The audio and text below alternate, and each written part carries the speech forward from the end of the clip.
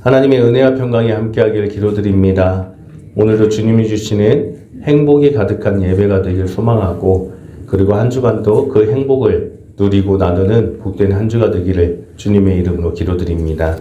우리 다시 한번 옆에 계신 분과 인사 나누겠습니다. 사랑합니다. 축복합니다. 사랑합니다. 축복합니다. 오늘 본문 말씀은 긴장된 장면을 연출하고 있습니다. 우리 28절 말씀을 다시 한번 읽어보겠습니다. 함께 읽겠습니다. 그들이 예수를 가야바에서 관정으로 끌고 가니 새벽이라. 그들은 더럽힘을 받지 아니하고 유월절 잔치를 먹고자 하여 관정에 들어가지 아니하더라. 아멘.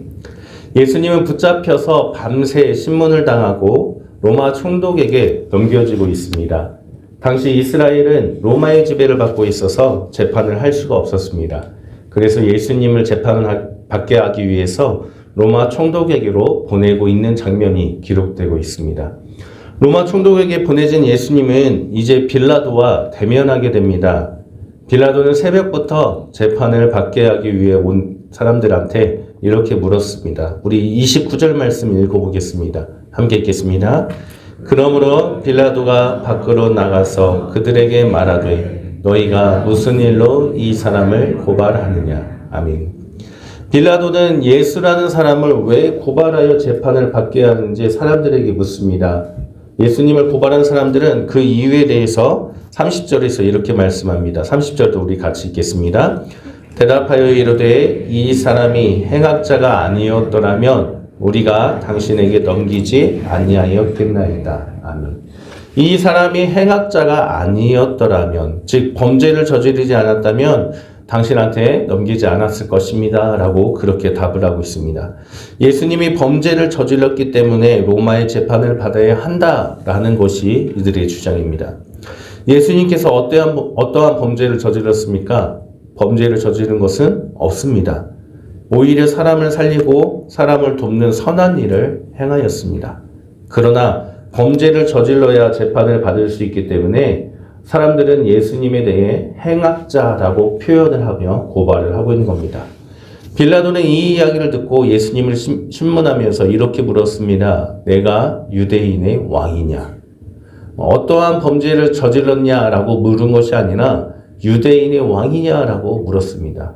왜냐하면 당시 종교재판은 이스라엘 스스로가 할 수가 있지만 종교재판만으로는 사형을 시킬 수가 없었습니다. 사형에 관한 재판의 권한은 로마에 있었기 때문입니다. 그래서 예수님을 고발하는 사람들은 예수님을 사형시키기 위해서 반란죄로 고발을 하였다는 겁니다. 예수님이 받으신 십자가형은 강도들, 흉악한 범죄자들이 받는 것입니다.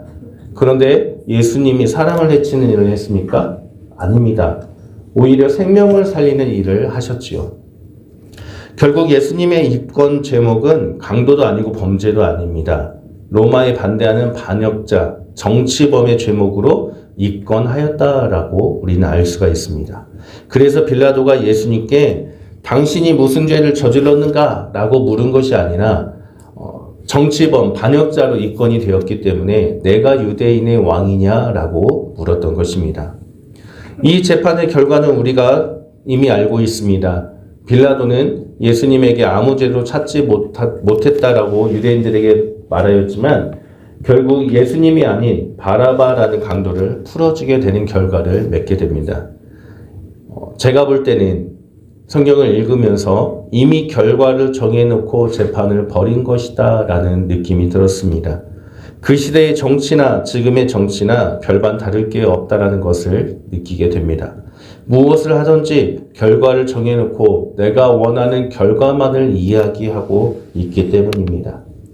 이란 전쟁으로 이야기를 시작했지만 대통령을 비판하는 이야기로 끝내는 정치가들의 이야기나 모 대통령 때 반대 세력들에 대한 이미 정해진 재판을 벌이는 등 예수님 시대나 지금이나 똑같은 것 같다라는 생각이 들었습니다.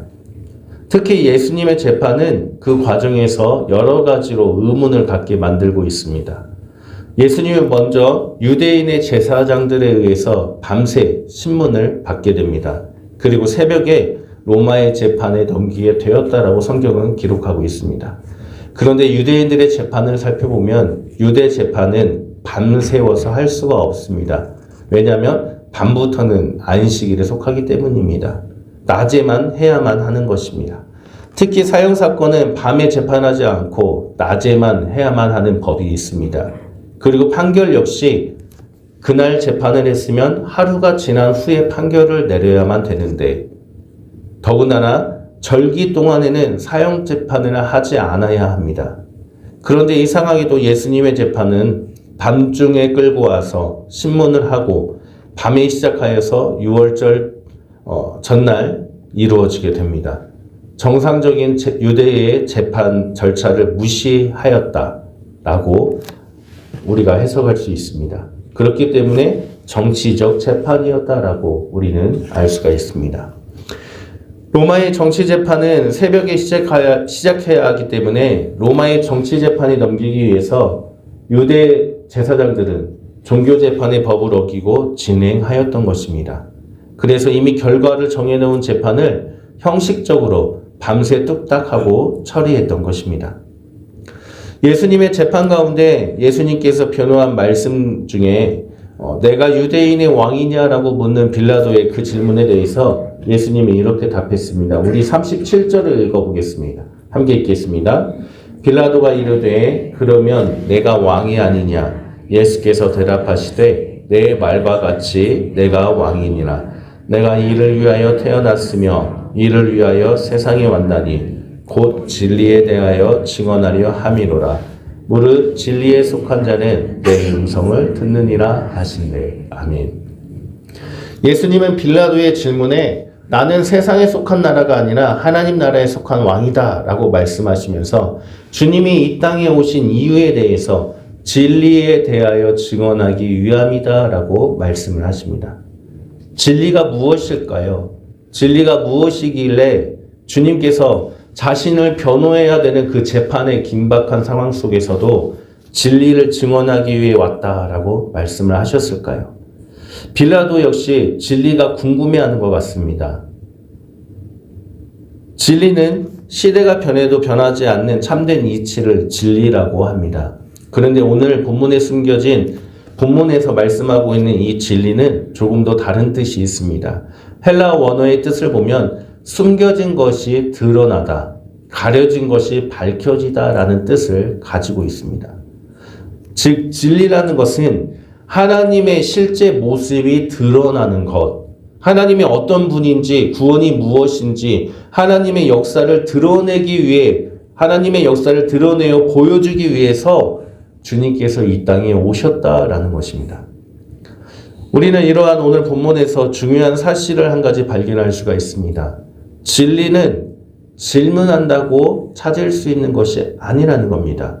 우리 38절 말씀을 읽어보겠습니다. 38절 함께 읽겠습니다. 빌라도가 이르되 진리가 무엇이냐 하더라. 이 말을 하고 다시 유대인들에게 나가서 이르되 나는 그에게서 아무 죄로 찾지 못하였노라. 아멘. 빌라도 앞에 예수님이 신문을 받고 있습니다. 그리고 빌라도가 예수님께서 하신 말씀에 진리가 무엇이냐라고 되묻습니다. 질문을 합니다. 우리는 주님께서 하셨던 말씀들을 떠올릴 수가 있습니다. 요한복음 14장 6절 말씀 우리 같이 읽어볼까요? 함께 읽겠습니다. 예수께서 이르시되 내가 곧 길이요 진리요 생명이니 나로 말미암지 않고는 아버지께로 올 자가 없느니라. 아멘. 예수님은 본인이 진리다라고 앞서서 이미 선언을 하셨습니다. 예수님이 진리이기 때문에 하나님의 역사와 하나님의 나라를 드러내 보이신 일들을 행하셨다라는 것이죠.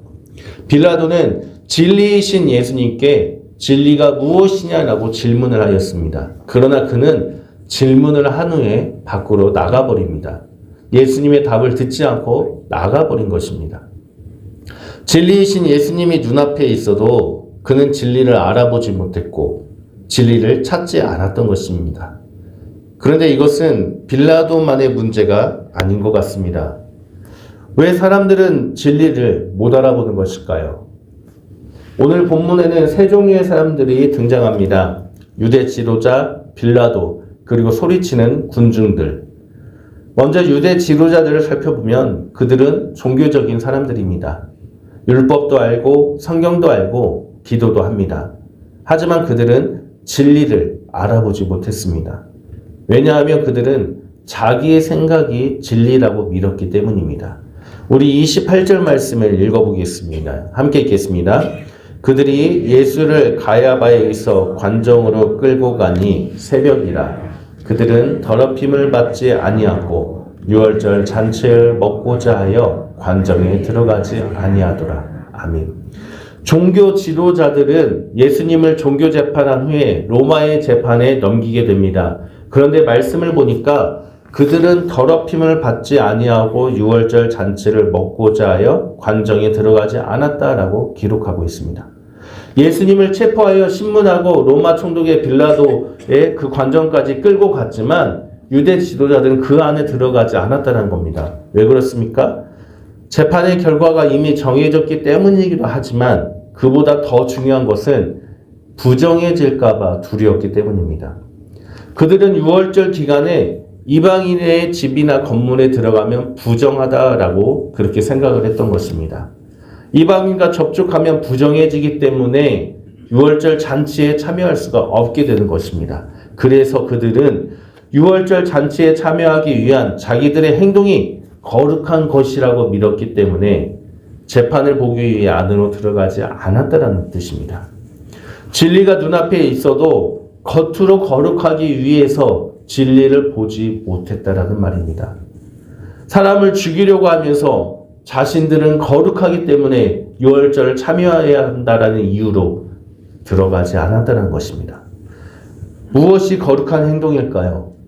겉으로는 정결을 지키려고 하면서 속으로 살인을 저지르는 이 모습을 과연 거룩하다라고 우리는 말할 수 있을까요? 거룩을 위해서 자기 자신의 그 기준을 위해서 이들은 눈앞에 진리가 있었음에도 불구하고 그것을 보지 못하였다라는 뜻입니다. 또한 오늘 등장하는 빌라도 역시 진리가 눈앞에 있어도 보지 못했습니다. 빌라도는 왜 진리를 못 본 것일까요? 그는 종교인이 아닙니다. 그는 정치가입니다. 그에게 중요한 것은 진리가 아니라 현실입니다. 그의 눈앞에 진리이신 예수님이 있었음에도, 그의 눈앞에 하나님의 역사가 드러나는 행위를 하는 예수님이 있었음에도 불구하고 진리가 무엇인지 묻긴 했지만 그는 답을 듣지 않고 나가버린 것입니다. 더군다나 그는 예수님에게서 아무 죄도 찾지 못하였다라고 말하지만 결국 한 사람을 놓아주는 유월절의 전례로 예수님과 바라바 중에서 한 사람을 택하라라고 권하게 되는 사람이 되는 것입니다. 이런 결정을 하는 이유는 유대인들의 민심을 붙잡기 위해서지요. 그는 유대 땅을 다스려야 했기 때문에 민심을 붙잡는 것이 진리보다 더 중요했던 것입니다. 정치는 민심을 붙잡아야 됩니다. 아침마다 뉴스를 보면은 매일 여당과 야당이 민심을 붙잡기 위해서 기자회견을 열어 발표하는 것을 듣습니다. 논리적으로 말도 안 되지만 그렇게 반복해서 계속 이야기하는 이유는 민심을 조금이라도 더 붙잡기 위해서 그렇게 반복적으로 행하는 것 같습니다. 이것이 바로 정치입니다. 진리가 눈앞에 있어도 진리보다도 권력과 민심을 붙잡기 위한 행동, 그것이 결국에 진리를 볼 수 없게 만들었다는 뜻입니다. 또한 오늘 등장하는 인물들 중에서 진리를 못 알아보는 군중들이 있습니다. 이들은 예수님이 아닌 바라바라는 강도를 선택하게 됩니다. 진리이신 예수님이 눈앞에 있음에도 불구하고 이들은 왜 강도를 선택했던 것일까요? 예수님이 많은 사람들의 생명을 살리고 고쳐주고 치유해주고 먹을 것을 주었음에도 불구하고 왜 군중들은 예수님이 아닌 이 강도를 선택한 것일까요? 진리는 불편하기 때문입니다. 지금 우리가 살아온 삶을 부정하게 하고 회개를 요구하며 우리 삶이 내가 원하는 삶이 아닌 것으로 돌려놓기 때문에 불편하여 거부한 것입니다. 세상에서 편하게 살 수 있음에도 불구하고 좁은 길, 십자가의 길로 걸어가기를 요구하기 때문에 진리가 눈앞에 있음에도 진리는 불편해서 내 삶에 편한 것을 선택하였다라고 해석할 수가 있는 것입니다. 사랑하는 성도님들, 우리는 어떤 모습의 사람들입니까? 유대 지도자들처럼 종교는 있고 거룩하게 살아가지만 속으로는 살인을 저지르고 있습니까?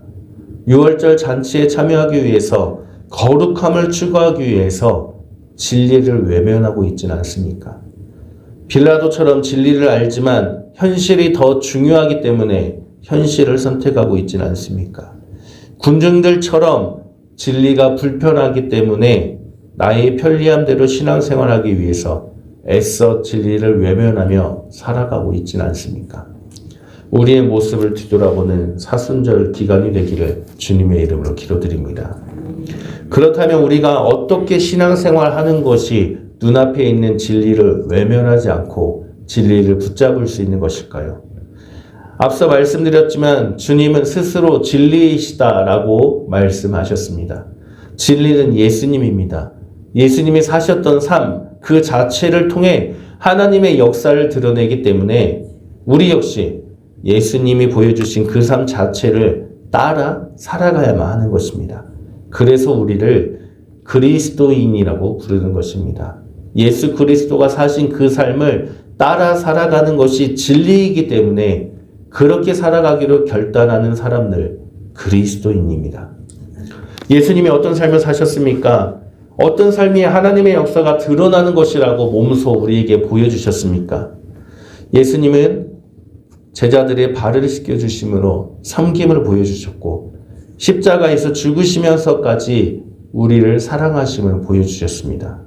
주님의 말씀 따라 사랑하고 섬기는 것이 하나님의 역사를 드러내는 것이고 그것이 바로 진리라는 것을 우리에게 몸소 보여주셨습니다.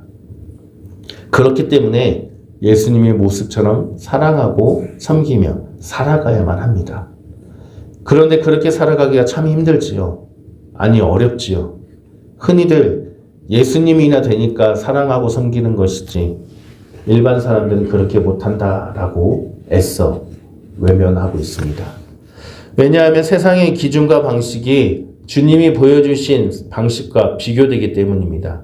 또 편하고 더 쉽기 때문입니다. 그럼에도 주님은 그렇게 살아가야 한다라고 하면서 한 가지 방법을 알려주셨습니다. 한 장 넘기면 37절인데 우리 빨간 글씨만 한번 같이 읽겠습니다. 함께 읽겠습니다. 진리에 속한 자는 내 음성을 듣느니라. 아멘. 진리에 속하기 위해서는 우리의 생각을 내려놓아야 한다는 겁니다. 내 기준을 내려놓아야 합니다. 오직 주님의 음성만을 듣고 그 음성만을 따라 살아가야 한다는 겁니다.